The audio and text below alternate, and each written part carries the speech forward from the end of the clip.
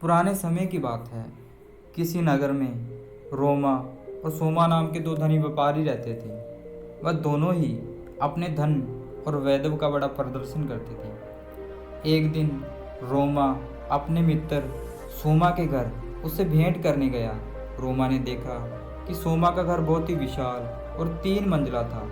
रोमा ने यह भी देखा कि नगर में सभी निवासी सोमा के घर को बड़े विस्मय से देखते थे और उसकी बड़ाई करते थे। अपने घर वापसी पर रोमा बहुत उदास था कि सोमा के घर ने सभी का ध्यान खींच लिया था। उसने उसी वास्तुकार को बुलाया जिसने सोमा का घर बनाया था। उसने वास्तुकार से सोमा के घर जैसा ही 3 मंजिला घर बनाने को कहा। वास्तुकार ने इस काम के लिए हामी भर दी और काम शुरू हो गया। कुछ ही दिनों के बाद रोमा काम का मुआयना करने वहां आया। जब उसने देखा नींव खोदे जाने के लिए मजदूरों को गहरा खड्डा खोदते देखा, वास्तुकार को बुलाया और पूछा कि इतना गहरा खड्डा क्यों खोदा जा रहा है। मैं आपके बताए अनुसार ही 3 मंजिला घर बनाने जा रहा हूँ।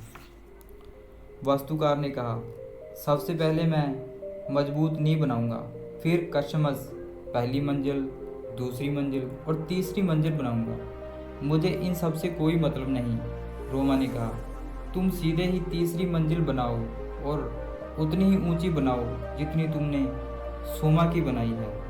नींव की और बाकी मंजिलों की परवाह मत करो। ऐसा तो नहीं हो सकता। वास्तुकार ने कहा, ठीक है, यदि तुम ये काम नहीं करोगे तो मैं किसी और को ये काम दे देता हूँ। रोमा ने निराश होकर कहा, उस नगर में कोई भी वास्तुकार नींव के बिना वह घर नहीं बना सकता था।